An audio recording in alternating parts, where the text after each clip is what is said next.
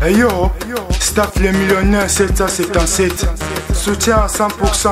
Leurs candidats, députés, provincial. Kalamou, votons tous pour Jerry Kala. Numéro 79. Mwana IDPS ya Tshisekedi ya Tongo. Le Dio gagnant. Jerry Kala et arrête Wam. Le peuple d'abord. Côté Jerry Kala. Kalamou, te voter. Numéro 79. Te voter. Mwana Kalamou. Te voter na funa. Mwana IDPS. Te voter. Merci beaucoup Baimboka bana Congo bana République démocratique du Congo au boza a na Kinshasa pe boza partout dans le monde le longa chira votre humble servante Léo na ko sola na bino pe na ko ebisa bino ba vérité na ko ebisa bino ba vérité nyonso ojo le kana IDPS pe ba vérité o ba bazolo ba pona bazolo ba be pona honorable ya biso élu Jerry Kala babi Jerry Kala honorable oaza élu abima na première tour lelo réputation na ezobe ba n'importe quoi. Oh, honorable Jerry, à Lembongo, honorable Jerry, bah corrompre, honorable Jerry, jamais bah tika la corrompre. Honorable Jerry, jamais à quoi qui décevoir IDPS. Les autres hommes vont se poser fingaye azamobola. Azamobolo honorable Jerry azamobola, azaki photographe. Ezamabete ezaki métier nae, mais le long nzambe o alola o alokota ranase. Ayebi ko lokota honorable Jerry Kala, lelo a commis honorable député provincial ya commune ya Kalam. Mais pourquoi ils ont fait ça zoua? Honorable Jerry a reconnu décevoir président de la République qui est son excellence Félix Tshilombo. Vraiment a reconnu décevoir, il était jamais. IDPS et sa parti politique. Honorable Jerry Kala abanda IDPS. Bon moi nanaï azokola déjà 35 ans on a IDPS wana kutunga na shira na zaki na botamite siko botala na mama on a telemi na écran na bino shira bakayamba ajo na zana ngo ezana okutu na se pas même 30 ans honorable Jerry Kala abanda IDPS bo mwana honorable Jerry Kala atambola partout na papa na biso héros national Etienne Tshisekedi paix à son âme atambola na partout jamais honorable na biso a ko décevoir IDPS jamais honorable a ko za la corrompu vraiment bana kala mignon surtout bana kala boza la calme molobe na bino oboponaki honorable Jerry Kala bino moko bo votaki eto uti na maponami bo voter Jerry Kala Jerry Kala bo voter donc il y a un ni polo, ni chapeau, ni 100 francs. Donc apesi bon, te pose qui na moto mais quand les bons finge pauvre wana. Des bons finge ka pauvre. Honorable Jerry Kala apesi lo te mais bino bana kalam bo pesi confiance. Bobi non, to voter ndeko na biso mo na kalam. To voter vient na biso bo pesi confiance wana bozala toujours na ye. Honorable Jerry Kala jamais akoki ko décevoir bino. Honorable Jerry Kala jamais akoki ko kota na berrer na babuzo ba wana vraiment ye moko lobi azala ki wana tozaki na conférence de presse bolanda ye moko ndenga lobi après to kozonga lisusu na plateau na biso. Merci beaucoup. Les autres hommes na Facebook sur WhatsApp batebele bazo finga honorable Jerry Kala. Et ça problème te ba finga rara mais beaucoup yo ka vérité ye moko honorable Jerry Kala ako expliquer bino comment ba koma ki na niveau wana comment makamdeni ezoleka na IDPS. Naza awa na Kalam na ko kita a vraiment naza ana Kalam na mabela Jerry Kala obo finga pauvre. Vraiment et quand ça l'appelle ba député musu ba député malheureux musu ba koti makambango. Ba député malheureux ah bonjour papa langai ba député malheureux oko pusana na monyo poza mo la Kalam ba député malheureux ozui na yote Jerry Kala anyati bino mobola obozo finga mobola apesi ni polo ni eloko manyati bino abimi yango zo pesa zua bonjour papa ah oko se présenter kombono na to monyo a toza na commune na Kalam na kauka na mabele honorable Jerry Kala kombono na Blaise Onema. Blaise Onema. Leader Blaise Onema. Owe kolobani lelo réputation honorable bino molobe na bino obopona ki alobe la bino pona commune ya Kalam lelo réputation na ye ezopanzana partout dans le monde balobi ke no ba corrompre ba pesier $20,000. Owe kolobani pona honorable Jerry Kala po azamo na kauka azamo na mabele. Ngai likambo to na yoka yango nazeno na kuna confiance à maluba wana te eza archifo. Jerry Kala za mutoyo ayeno na IDPS asali ba misalo bebele ko bana ye mo le père même ye mo président Félix ayebi avant kuto banda musala na IDPS to rande ba bimba honorable bakabela ye mutuka déjà ya propre mais babi mutuka wana nde mbongo azwaki yango bande déjà kosomba ba mituka na yebite soki eza mutuka ne eza jeep ou bien eza fuga eza fuga ya fuga ka mama pesaki yango wana avant kutu ba mama no ko maboyi jade na fuga et puis lelo aza na kaka na kauka azwini ndakuta sombi tomoni ne loko monte ya sika eza ba maloba momoni toza bandeko na biso mingi na utanga kombo ya ngambu wana to utanga kombo te me ya ngambu wana baze belé na kauka wa ba échoué baleki na bango te ba poli balali Jerry Dikala za mwana mabele mwana longo akoli na kauka botami na kauka donc mamunyoso baolo ba pona ye eza archi faux atambola la le père ba province batamboli pona propagande est-ce que pona $50,000 ibisiko ya uti na bisika okenda yebite $50,000 Jerry Dikala okenda ngwa déjà ba archi faux donc bala kin o nyonso boyokaki pona Jerry Dikala mutu olobeli na biso ya kauka pe ya peuple congolais baye pena même moral le peuple d'abord donc za mamba lokuta comment bana kauka mususu bana kalamu ebele bazole na Facebook honorable Jerry Dikala na boya koteka carte électeur na nga la $20 pour na voter au décevoir nga baza desi bazolela comment molobeli na bango envoyer des billets na bango Jerry Dikala o babimisi a décevoir bango ko kolobani pour na bandeko na wana ezo déranger bango makasi biso to polambula pona ye to polambula mana mbelekete pona ye ndenga otala ba image oyo ayebi donc biso to tambola na kauka to bise biso to na besoin au kabila biso te to na besoin au kende ko défendre biso ba jeune to sali 18 ans na mutu wana donc lelo to ta la président Félix o azamo chef de l'état donc 18 ans na biso ba jeune jeunesse eza ko kufa président na biso ya mbinga so moni président atelemi veut dire atelemi donc to ta la yete mais aza muto baloba yi mwana mukyo akoya donc yenda ye ko libérer biso na ba Jerry Dikala donc bo ba onde ba ye donc o ba yoka ki mwana botami na kauka akolo ba jamais mabe Jerry Dikala donc il faut muto ka yaki na ya ba muto bangambo ba kauka bakota basekuna bakatani balekite bapoli baza olala donc Jerry Dikala za ma biso babi Jerry Dikala ana kauka ezala bébé ezala koko abengaki ka ya Jerry donc honorable on a goûté comme moi difficile pour pas prononcer honorable eza ya Jerry donc super papa super ya sexa mutunyo asolana mutunyo bien vraiment bozala toujours branché sur Double Honneur TV toujours en conférence de presse ngalo baksa so yori mutolo ba déjà Jerry Dikala c'est un carte électeur peut-être ou sika mususu amo akauka te donc hier akosa mambo ala te vraiment merci beaucoup vous êtes toujours branché dans Double Honneur TV toujours en conférence de presse au lobby moko honorable na biso Jerry Dikala asalaki merci beaucoup restez branchés. Merci chers amis de la presse, je suis honorable Jerry Dikala, élu de l'IDPS pour la circonscription de Kalamu. Je suis là devant vous juste pour vous présenter mes indignations par rapport à la situation qui est de l'actualité. Je crois que tout le monde sait qu'aujourd'hui, on ne parle que des élections sénatoriales. Je crois que devant vous, je serai trop bref et puis je vais vous relater certains faits. Mais pour qu'il y ait vraiment une grande compréhension au niveau de la population, j'aimerais mieux que cette conférence ou bien mes propos soient plus en lingala pour que la base de l'IDPS puisse bien comprendre les choses. Merci beaucoup.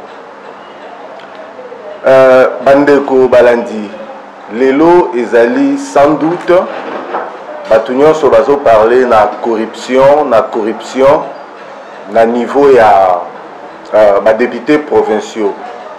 Ngai Yabino, honorable Jerry Dikala, Eli Akalamu, na liste ya UDPS. Vraiment, nazali choqué, et touché, na propre amour na ngai, parce que c'est mon nom qui est plus cité, et mon nom ezali plus sali. Babimisi ngai na premier plan, lokola ngai nde naza instigateur ya makambo wana nyonso tout. vraiment naza na regret. Et puis conférence oyo nazo sala oyo c'est juste pour que naibisa na public, plus particulièrement na président Ngai Fachi, que nazali pour rien. Les lots population surtout, plus précisément babazo bavotaki nga bazo benga nga bazo lela balobi to pesa ki yo voix na biso soki to yebaki ozala bobanga ba pesa ote na koyebisa population na biso pe base nanga bozala calme boyebi nga naza mobola nazalaka na kauka bavota ngai nasala campagne ya malunga te. Mais soki nazalaki na makasi ya kosala campagne ezalaki po bino bodimaki ko soutenir ngai. Lelo ngai Jerry Dikala nakoki jamais ko trahir président nanga Fachi, parce que ngai na Fachi soki batu boye bagate ngai na Fachi oyo azali président de la République lelo toza yaya na leki.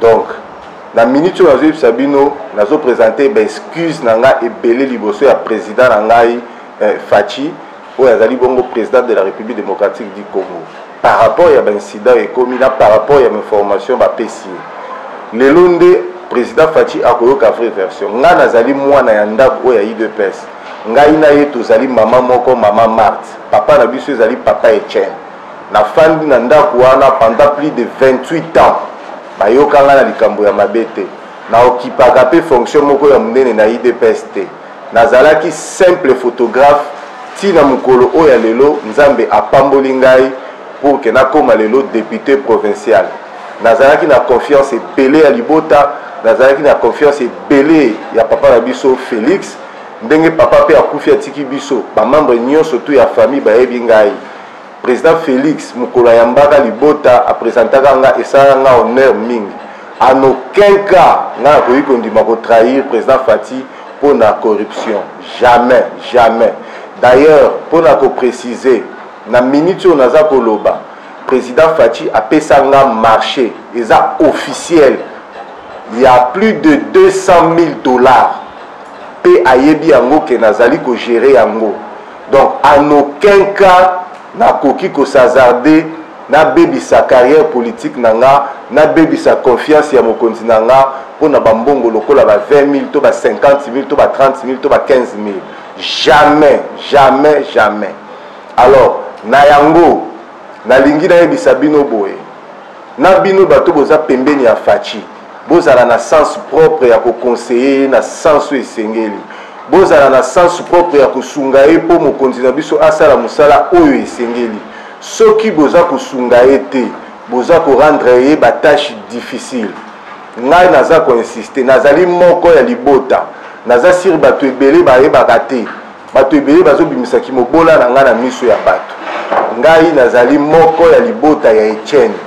Non par le sang mais par l'adoption. Papa oya botinga akufa atikanga na 10 ans. Mais papa oya bokolinga au-delà de 28 ans, c'est papa Etienne. Tout le monde le sait. Na tambolina papa Etienne na campagne ya 2011. Mbongo oyo to somba permanence. Ngai mutu nazalaka otambola yango na diplomate. Soki nazalaka moyibi, to soki nazalaka na posa ya mbongo. Nde na lingaki na so ba mbongo banda kala. Permanence lelo balobi biso ba gérer to kota te. Ba yebite mbongo basomba yango nani azalaka kotambola na yango. Ngai nde mutu nazalaka kotambola na mbongo wana. Yango na lingida pesa bino moi ba illustration wana pour comprendre la vraie version est fait. Lelo bato balingi ba makambo itali élection sénatoriale. C'est ça le sujet propre ya basolo nyonso tout. Lelo tozana mystère moko bazobenga yango mystère ya 3 voix. Bagnon surtout, il y a eu 2 personnes, les candidats surtout va voter, mais Bagnon va voter, ils ont 3 voix. Mystère, il y a 3 voix, ils ont mystère moko caché. Mystère caché, il y a kolobani. Il y a kolobake, Batunion sur ba kimeli na 3 voix. Ngai pe na telemi liboso na bino te pona kimela na 3 voix. Nga na telemi liboso na bino pona tali sabino nani aza responsable, il y a 3 voix. Responsable à 3 voix, ezali mokonzi na biso numéro 1 ou batikeli biso na parti. Ezali bongo monsieur Jean-Marc Kabund. Yende azali responsable ya makambo nyonso oyo ekomeli biso. nasi baninga basi basali ba point de presse mais bazana monoko kilo pona koloba vérité mais ngai na IDPS bayebi nga nazalaka moto ya vérité pe o nazoyebisa bino ezali vérité mystère ya 3 voix mystère ya élection sénatoriale ebandi wapi lelo bazoloba bo voter IDPS bo voter liste IDPS ngai na seki pamba te candidat oyo ya 3 voix oyo ebimi 2 voix ezosala lelo buzz na ba réseaux sociaux oyo ebomisi lelo bato na nzela oyo ebimisi lelo bato na nzela ezali candidat oyo babengi Senda Mwana.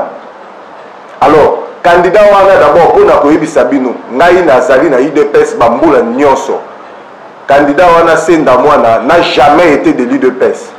C'est par cette même aventure qu'à se retrouver dans la liste de IDPS. Donc je vous confirme et je l'affirme devant le monde entier que le candidat Senda Mwana n'a jamais été de l'IDPS. P Azana IDPS. C'est la même situation où il y a un commissaire dans la liste de l'IDPS. Il y a un monde et sali le loyo, bon monde makambo surtout et salami. Ngai na ibaki ba situation wana nyo surtout bien avant. Nayebi que malaise ezalaki na kati na biso moko. J'ai tenté à plusieurs fois. Il y a comme un président na Fachi pour nayebisa que il y a des ça ne va pas. Na sali ba démarche yo surtout possible. Président na ngai moyen mona ezalaki te pour plusieurs raisons. Ba te belé bazali ko empêcher nga na service na o yazali na la présidence. Nazala ba image awa et ko témoigner comment nazali ko sala ba démarche pe manœuvre ya komona parce que le loba ba ke ah loba ki te pona nini pour le nom mabe ko inde lingi loba non c'est parce que ba congolais bozala ba mitu oyo des fois tozala ba mitu oyo des fois to ko kolanda ba vraie version te soki bo koti na YouTube nanga ezali Majed Agence bokomona na sina sala message moko ya malaise bokomona fond nango eza vert fond nango eza vert na sina sala message wana ya malaise na yaki komona président Fachi pona koyebisa ba malaise nyonso tout ozana yango biso na assemblée provinciale biso ba député provincial mais nazwaki occasion te parce que ba o nyonso baza pembeni na ye bazalaki ko empêcher nga na mona ye na yebi raison ni bazalaki ko empêcher nga ite na yango wana na tie batu nyonso tout na preuve na yaki liboso na kutani na bandeko nyonso tout ba permetaki nga na mona Fachi te nazozwa mama Lina a témoin parce que toyaki na monsieur Jacquemaine Chabani lokola président ya SEP pour que toya totali safati ba malaise nyonso tout ezali tokomaki tina dernière barrière ya ndako na ye mais tozwaki occasion ya kokota te to exposaki ba problème na biso na maboko ya conseillère na ye Lina soki amoni ke on azali koloba a douter na ngo abenga Lina atuna ye parce que ngai na président ya SEP ko ba bengi mongo Jacquemaine toyaki totalisaki ba malaise tozana yango à part malaise ya élection oyo malaise mususu ezali koya liboso ezali malaise ya élection ya gouverneur ezali malaise ya élection ya Beni Butembo Yumbi bandeko na biso baza kuna baza kolela baza na situation difficile pour battre campagne baza na ba même condition au biso tozana ngo na niveau ya parti baza kolela totikali na quelques jours ya élection tant ba ko perdre élection bato ba ko bima lisusu na balabala pour que ba beta bango to basala mobulu pour que IDPS a perdre est-ce que tozali parti au pouvoir ou bien tozali parti opposition comportement na biso il faut la responsable vis-à-vis na biso moko IAS ça ne va pas ce qui bolandi bien après élection na biso oyo ya sénateur tout de suite là Jacquemaine a tweetaki que le mal est profond oui le mal est profond. Le responsable de tout ce qui se passe, ça s'appelle Jean-Marc Kabound. Je dis et je répète Jean-Marc Kabound. Na acolyte na Peter Kabouya. Il y a des commandants en exécution. C'est lui qui donne tous les ordres. C'est lui qui donne tous les ordres, si je peux bien le dire. Ça veut dire que Peter Kabouya, il y a qui répondre na ba ordre surtout. Pardon, Peter Kazadi. Peter Kazadi, il y a qui répondre na ba makambo surtout na si bolanda ki ndeko oser ayebisaki bino comment était attitude ya Peter Kazadi na kati ya bureau wana ndenge ezalaki na vote baninga na ba député provinciaux ebele bazolela bana ngani baza ba innocent lokola ngai bana ngani baza ba innocent toza ba brebis égaré tozalaki ba brebis sans prise en charge réunion au bozo yoka réunion oyo ye abengisaki pour que to tout ça la stratégie pour l'élection aza lokuta réunion wana ngai géri mutu na convokaki yango na bengaki ndeko Jacquemaine Chaban soka ko témoigner devant même ba caméra na bino na bengaki na tongo na ndako pa na ngai na yebisi chef yoza mukonzi ya 7 biso toza ba eli to uti na direction ya élection malaise eza makasi ndenge to solaki na yo ke malaise eza makasi sala quelque chose ndeko Jacquemaine alobi na nga géri na zui en compte na sala nini na yebisi convoquer biso pour que toyeba ko arrêter ba stratégie par rapport à l'élection parce que mabe ezali mabe comme na kibiso déjà na élection il y a bureau définitif naza sur le lot bomoni na bureau définitif to bimisaki candidat moko candidat moko na vice présidence o to bengi bongo ndeko Chibalabala le lot mutu moko azomi tout na question comment Chibalabala komi vice président ya bureau aussitôt que toza na 12 députés mais ba voter na 35 députés mutu azosala nango allusion aza te mutu moko abimaki na balabala te po abetela biso maboko tozalaki kaka 12 mais tovote 35 voix magie ezalaki te ezalaki baréalité ya terrain toyebi makambo ezali koleka te biso nyonso tuna na kati botuna maître Peter Kazadi pourquoi adémissionnaki totunaki plusieurs fois ayebisa biso motif oyo adémissionna parce que biso nyonso tozalaki koporter à cœur aza lokola président na biso ya bureau ya assemblée même balie même baninga mosusu bazalaki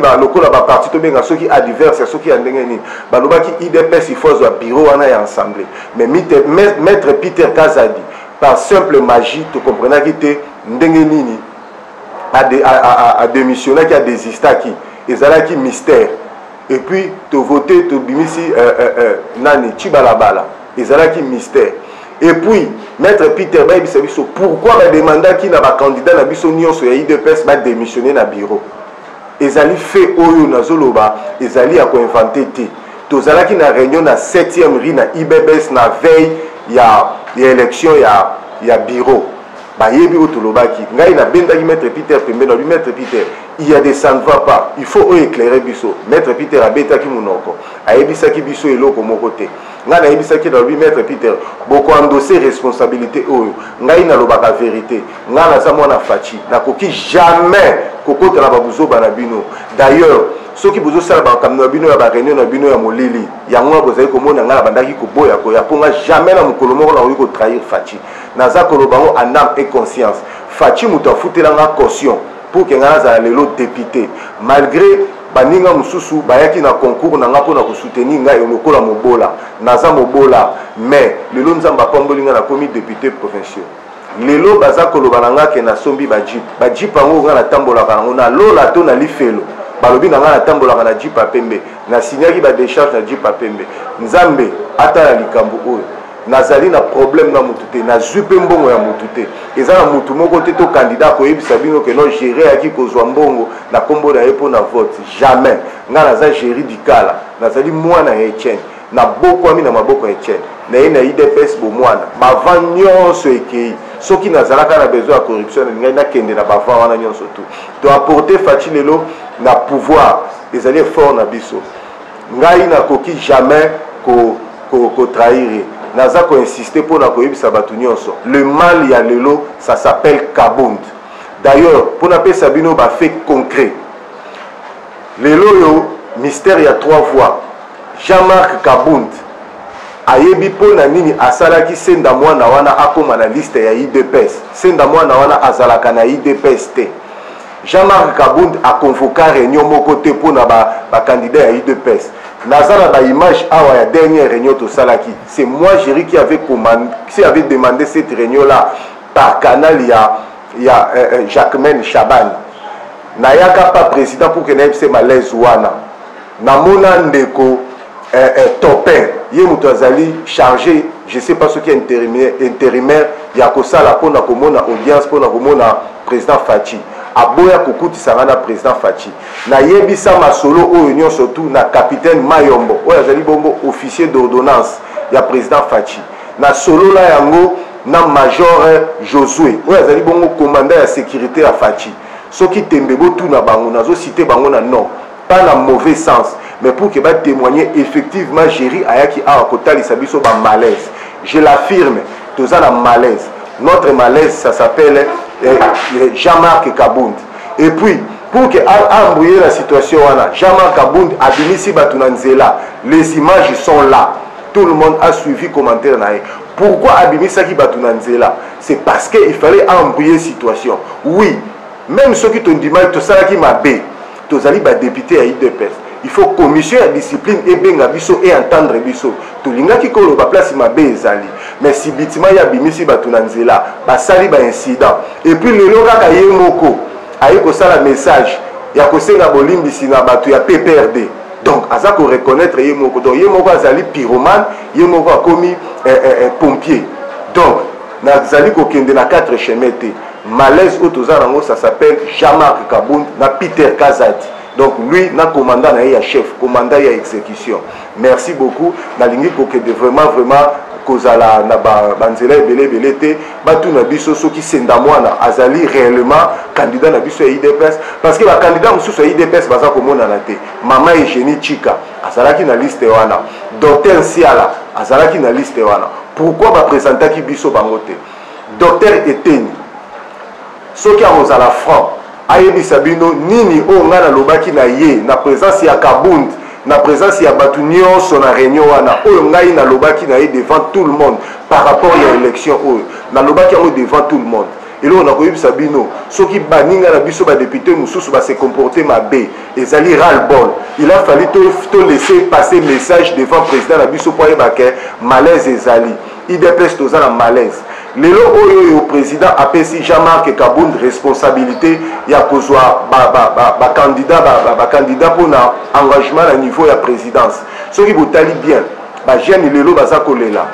Pourquoi ba kombo na bango ekomi na présidence te? Ba nani o Jean-Marc Kabound atie na liste ya présidence. Ba to IDPS bazate.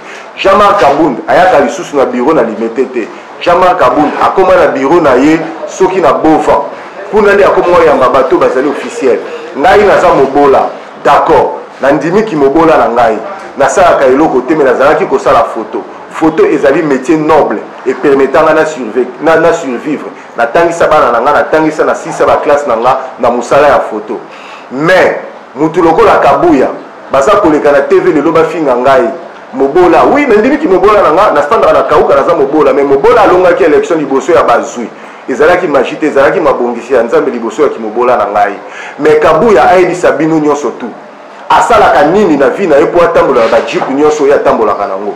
Ngai na yamba Kabuya na IDPS ngai nde mutu na kotisa Kabuya na lukala mutu kazate basalaka te. Oui, Jean-Marc Kabound lelo nde ba voter IDPS bafutaka biso te. Boyebisa nga ba mituko baza nango bandako nyonso basombi vie nyonso baza komema lixie wana bazwaka mbongo nango wapi. Parce que biso tofandi 38 ans ya kimobola lelo baza koseka biso toza babola nandimi président Fachi asalinga o nazala lelo président Fachi na yambiye koya na ye totamboli ba voyage ebele ayebi masolo to solara na ye jamais nga na ko trahir nazo senga na président Fachi atala nzinga na ye abongisa entourage na ye bato ebele baza ko se plaindre bato ya IDPS baza ko se plaindre malaise ezakati na biso lelo yo bopesi biso charge bopesi biso culpabilité pour na ba élection oyo mais ba élection ya gouverneur ezali koya soki to voter même avec mot d'ordre to kobimisa kaka 12 voix est-ce que sur 48 soki IDPS apesi 12 voix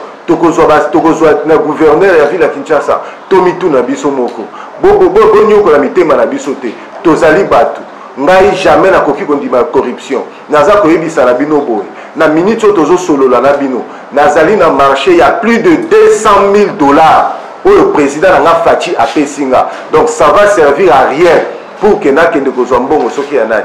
Même les bateaux bazali ba proche na ye bayebi ke bayaki koluka ngai mpona lisolo ya senda mwana wana bayebi réponse na nga nazalaki catégorique nayebisi bango nalobi makambo ya senda mwana wana ngai bokotisa nga te mpo nayebi bien aza na IDPS te.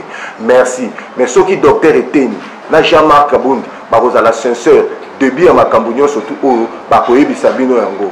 Alors nayebisi bino debi ya situation nyonso tu tozo traverser na IDPS ezali Jean-Marc Kabound.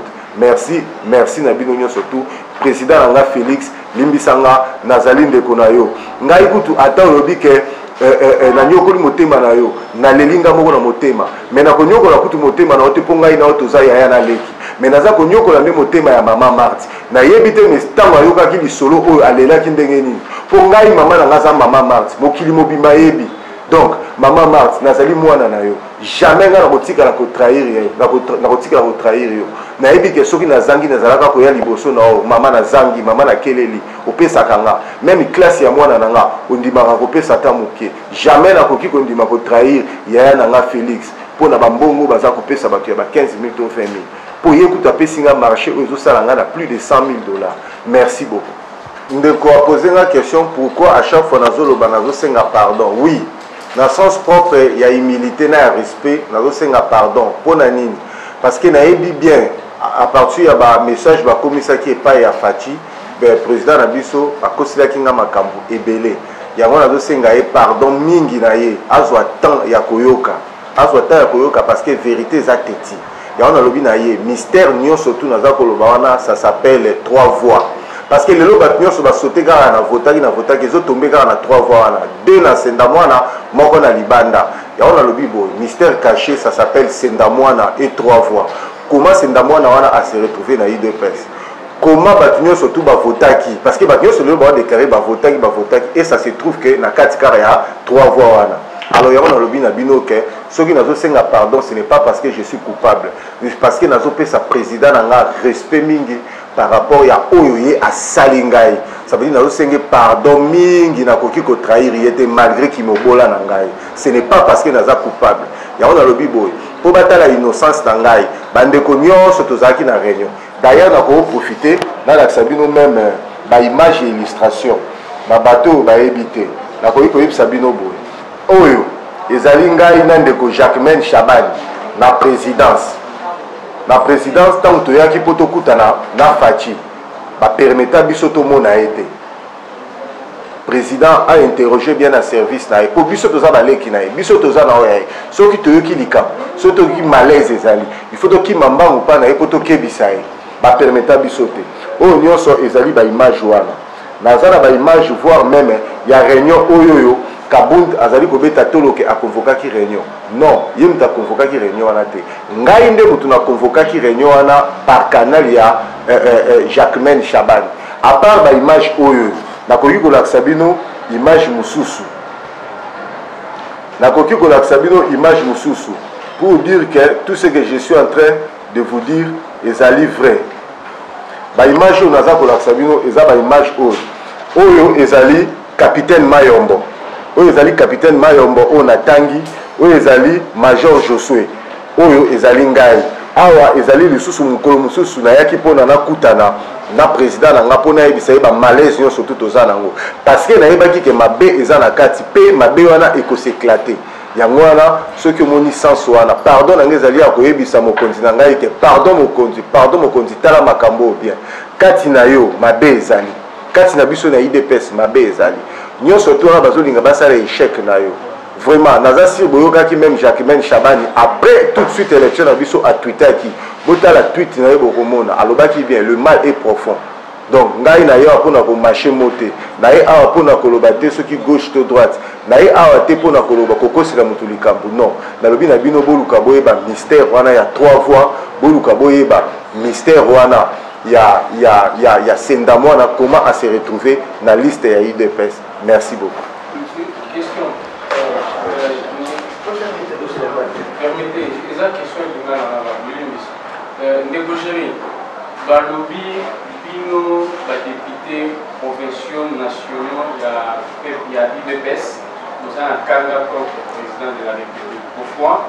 Parce que depuis l'élection seulement, il y a des députés profession nationale, nous avons d'où Bolobi vengeance na bino parce qu'il y a un il faut voter pour partir na bino na éviter parce que Congo zota na mingi et ça balobi bien souligner et ça na ba ko ba so kimbongo mais sous ba so kimbongo ba ko ba so kimbongo te asali mon encore parce que juste là président Félix a mis est-ce que c'est à sur le Merci Ndeko. Je crois que question on a soulevé, oui, c'est vrai. Ils ont pensé dans le sens où on a été, mais quelque chose ils ont dans le sens où on a. Effectivement, depuis Tobima va député, Tina Mukolo ya lelo, président na biso atikala ko yamba biso te na casquette oyo ya ba député. Abengisaka biso, to yaka pe na bureau na epo ayamba biso, mais agenda na ye ezalaki moi muke compliqué parce que il fallait qu'il a voyagé akende na voyage na ye oyo asaki na Windhoek na Namibie. La veille wana nde asexkizaki liboso na biso ke akoyamba biso après retour na ye. Mais pour que balobake ba député ba siliki basali et nini opoto zwaki mbongo te ezali faux raison parce que biso tango to yaki poto voter biso tango to zwaki mokano ya ko voter ezalaki po na mbongo te natalisi yo lokola na mbongo wana na kosenga mbongo combien parce que marché au président Félix a Pessinga d'abord pour que nazala clair parce que ba mis tout na question marché ngande nazali responsable ya photo officielle ya chef de l'État. Donc, marché wana, ils allaient générer beaucoup plus d'argent et officiel. Tout le monde le sait que les photographes basali na droit d'auteur. Donc, ça veut dire que un photographe attitré et numéro 1. Ça veut dire que Naza a droit à Kozwambong et Belé. Ça va servir à rien pour que Nasenga pour que na voté Mokotomi Balé, Nasenga Mbongo na yango. Ils allaient faux argument. D'ailleurs, pour na lisusu ko souligner problème na yo, pour na kotali sa lisusu que ils allaient faux raison. Parmi kaka ba membre ya famille o azali pardon ba membre ya famille mais o azali proche ya famille na boyi koloba kombo na a po moyena tia kombo na na place publique ezali te azali pe moko ya baninga o ya libota na biso ya famille Etienne ayaka komona ngai po abetela ngai masolo oyoyo ya ndenge nini tokoki kosala pour que na voter senda mwana moyena soki quelque chose soki nini na ebite mais na boyaki koyoka proposition na ye soki ezalaki mbongo nalingaki nazwa mbongo soki ezalaki proposition songolo nalingaki nazwa yango mais na motema na ye ayebi bamembre ya famille mpe bayebi ye bamembre ya famille bayebi mpo nayebisaki bango motu nini isagi. Donc question ya mbongo ezali faux problème, question ya kosilika po Félix ayambi biso ezali faux problème.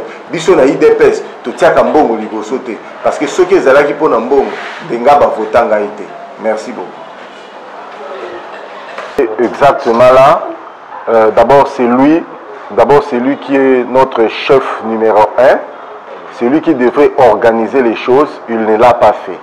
Malgré cela, c'est lui qui a organisé tout ce cabal ici. Parce qu'il y a tout un mystère qui est caché là, c'est ce que je suis en train de vous dire, le mystère des 3 voix. Vous ne sentez pas que tous les électeurs IDPS que nous sommes, donc les députés provinciaux, s'accrochent sur les 3 voix. Moi j'avais voté. Et tout le monde pointe le doigt qu'ils avaient voté Sendamwana. Je vous dis, le mystère, ça s'appelle Sendamwana. Alors allez-y comprendre pourquoi j'ai dit ça. Sendamwana, c'est qui exactement? Sendamwana, c'est le candidat qu'on a brandi au numéro 1 sur la liste de l'IDPS. En vrai dire, il n'est pas membre de l'IDPS. Il y a eu beaucoup de choses qui s'est passé pour qu'il se retrouve sur la liste IDPS. C'est comme ça qu'il y a eu malaise. Les choses se sont passées pour mieux comprendre à quel niveau? Au niveau du secrétaire général, du président de l'IDPS, ou bien à quel niveau exactement? Tout est commencé à partir de lui. Et ça a percuté au niveau des députés qui devraient voter. Parce que les choses n'ont pas été clarifiées dès le départ à partir de lui. Non seulement même au niveau du vote, même pour aligner cette personne-là sur la liste de l'IDPS. Tout était parti de là. Mais lui, Sendamwana n'est pas de l'IDPS. Comment ça s'est passé qu'il se retrouve sur la liste de l'IDPS? Comment ça s'est passé exactement? Voilà, c'est la question que vous devez poser maintenant à Jean-Marc Kabound. Sendamwana n'est pas de l'IDPS. Parce que moi je sais. Moi j'ai fait 28 ans à l'IDPS. Moi je suis à l'IDPS devant tout le monde. Même les Kabouya, même tout le monde qui sont en train de mettre de bruit sur la place publique là. Même le Peter qui se fait comme s'ils sont des innocents dans cette affaire là. Interrogez Maître Peter. Interrogez Augustin Kabouya. Interrogez le secrétaire général Kabound qui est maintenant actuellement le président AI. De vous dire comment Sendamwana se retrouve sur cette liste là. Il va vous dire. Alors tout à l'heure vous avez dit que vous vous sentez comme des brebis égarées. Ça signifie quoi exactement? Oui, ça signifie que depuis qu'on a été élu, on n'a jamais tenu de réunion. Pour qu'on puisse avoir cette réunion à la veille de cette élection-là, c'est moi qui avais demandé à Jacquemaine Chaban, s'il peut vous témoigner, c'est moi, Géry Dikala, qui avait demandé qu'on puisse tenir cette réunion-là parce qu'il y avait des malaises. Il y avait effectivement des malaises. J'avais tenté plusieurs fois pour voir même le président Félix, pour lui présenter nos malaises. Il y avait vraiment des malaises au sein de notre parti, à travers la personne de Jean-Marc Kabound. Pourquoi il ne vient pas à la permanence? Pourquoi il a changé les bureaux? Quel est le mystère caché avec la liste de jeunes qu'il a amenés à la présidence? Aujourd'hui, tous les jeunes de l'UDPS ne se retrouvent pas sur la liste de nominations auprès du président. Est-ce que les gens s'interrogent? Aujourd'hui, les jeunes de l'UDPS sont sortis dans la rue. Qui a poussé les jeunes de l'UDPS de sortir dans la rue? Ça s'appelle Jean-Marc Kabound. Les images sont là. Pourquoi il a fait cela? C'est pour brouiller les cartes. Or, si réellement les candidats et les députés de l'UDPS étaient des fautifs, il y a une commission de discipline. On aurait dû nous interpeller et chacun allait se justifier à travers la commission de discipline. Et la sanction serait donnée à chacun. Pose la question à Dr Eteni. Pose la question à l'Assemblée à travers cette réunion qu'on avait eue. Quelle était la réaction de Géry? Quel était le message de Géry devant tout le monde? Moi, j'avais déjà bien dit. Et pendant tout ce temps, que fait votre autorité morale? L'autorité morale, il fait quoi par rapport à cette crise qu'il y a au sein de votre parti? En tout cas, au moment où je parle, moi, je ne peux pas commencer à demander à notre autorité morale qui fait, parce qu'au moment où nous parlons, il a la charge de la République. Quand il avait fait confiance à charger M. Jean-Marc Kabound comme étant président AI, il n'était pas bête. Il avait confiance à Jean-Marc. Et maintenant qu'il y a la crise, qu'est-ce que vous lui demandez? De demander à qui? À notre autorité morale. Oui. Moi, je crois qu'il doit impérativement comprendre que le mal est profond. Et le mal, ça s'appelle Jean-Marc Kabound. Là, c'était déjà quelque chose qui a donné déjà les signaux de fait. Même au moment où nous parlons, s'il continue toujours et il ne veut pas croire ce que moi j'ai dit comme vérité, il aura des problèmes même avec ce partenaire à travers les comportements de l'UDPS. Aujourd'hui, vous avez vu ce qui s'est passé dans la rue. Ce qui s'est passé dans la rue, c'est injustifiable. C'est injustifiable. Il y a eu quelqu'un qui a instigé la jeunesse. Tout ça c'est quoi? Est-ce qu'on va continuer toujours à se comporter devant notre chef de l'État? Quelle image qu'on est en train de donner à l'UDPS? Rappelez-vous au meeting du président quand il donnait les 100 jours. Tout le monde, même les alliés, même nos partenaires politiques, ils étaient mécontents quand les gens chantaient, quand les gens chantaient. Vous avez vu des acteurs qui étaient venus calmer la situation, comme quoi que c'est eux qui calmaient la situation. Non, ce sont eux qui sont à la base de malaise. Le mal est profond. Le mal est profond. Monsieur Géry, vous accusez vraiment Jean-Marc et Peter Kazadi. Est-ce que vous avez de preuves par rapport à tout ça? Madame, qu'est-ce que vous voulez avoir comme preuve? Quand on parle de la corruption, tout le monde prend ses responsabilités de ne pas vouloir laisser les traces. Mais tout le monde sait que les traces sont palpables. Vous ne verrez jamais quelqu'un qui va vous brandir une décharge comme quoi qu'il a perçu autant pour voter. Non. Mais de la corruption. Non, je ne sais pas si tu peux parler de la corruption, mais laisse-moi d'abord vous énumérer et puis je vais vous dire quelque chose. Vous savez d'abord par rapport au comportement. Vous avez vu, je vous ai démontré quelle était la raison de sa démission au bureau. Il n'a pas évoqué. Pourquoi il nous a demandé, nous, les candidats, les électeurs de l'UDPS, de voter pour Godin Poy au bureau de l'Assemblée? Pourquoi lui-même a démissionné et il nous demande de voter pour Godin Poy? Pourquoi il était trop agité les jours du vote? Pourquoi il était trop agité? Je crois qu'il y a un camarade député qui avait dit dans son point de presse qu'il avait épinglé. Maintenant, vous me demandez si on était contacté. Je ne sais pas si je peux vous répondre oui tout en étant contacté en matière de corruption. Non, nous sommes des électeurs. Tous les candidats qui devraient se faire voter, ils devraient passer par nous. On n'est qu'à 48 et ils étaient à 108. Donc chacun devrait voir l'électeur de ce choix et exhiber son plan étant que sénateur. Donc c'est évident. Parce qu'il n'y avait pas de principe au niveau de la campagne que toi, comme tu es de tel parti, tu dois te limiter seulement à contacter de telle personne ou de telle personne. Il n'y avait pas de principe. On avait nos oreilles pour écouter tout le monde. Mais la dernière décision revenait à chaque électeur. Parce qu'on devait voter en âme et conscience par rapport à la réalité. par rapport à la réalité. Si moi-même, je me sens déjà à ma conscience que la personne de Sendamwana n'est pas de l'IDPS, qu'est-ce que vous voulez que les autres... Vous n'avez pas respecté l'ordre parce que Sendamwana n'est pas de l'IDPS? Non, pas forcément, madame. Pas forcément, madame. Ce que vous appelez l'ordre là, il n'y avait pas de l'ordre parce qu'il n'y avait pas de l'ordre. Parce qu'il n'y avait pas de l'ordre. En principe, on devait avoir de l'ordre en provenance de notre hiérarchie. Mais il y en avait pas. Après, il y a un meeting, il y a voté Mutukingandi. Mais qu'il cite les noms. Alors, il y a Peter Kazadi, naibisaki Jerry Dikala, naibisaki Masengo, naibisaki Potoza 12, Bisonio Sobakombo Yebani, Sabinoti, naibisaki Peter Kazadi, Masengo, Osé, voter X, naibisaki Nani, par exemple, Gary, Mutukingan, voter Gary. Pourquoi il ne le dit pas? Et puis, une chose aussi, Azako conservé qu'à 3 personnes. Alors, il va faire la plainte contre 9 personnes. Mais ils ont protégé 3 personnes. Pourquoi ils ont protégé 3 personnes? Pour Bissonos, ça s'appelle 12 députés IDPS. Bissonos, on devait sortir des candidats sénateurs. Pourquoi ils ont protégé 3 personnes? Pourquoi le ministère, ils ont tourné autour, il y a 3 voix? Vous avez quelque part, ils ont reconnaître quelque chose. Pourquoi Atindaki Bajen Baya député provincial? Pourquoi il y a un pardon? Le mal est profond. Le mal, ça s'appelle Jean-Marc Kabound. Ce qui est le mal, il dépend se comprendre parce que c'est ça sa mission. Merci. Honorable Jerry, une petite inquiétude. À l'extérieur, ça se dit que tout ça n'est qu'un scénario de l'IDPS pour se dédouaner du pacte que vous l'avez fait avec le FCC. Moi, je crois que c'est Kabound qui est mieux placé pour répondre à cette question-là. S'il est en train de monter des scénarios, alors il doit nous épargner dans ces scénarios-là parce que c'est une question de nos vies. Donc voter, Jerry Dikala, babi Jerry Dikala numéro 1. Ba voter la première, tout bino ou yoka. Moi la bino, papa la bino, ya la bino motema pembe, maboko pembe, nyoso pembe, auti ko expliquer bino.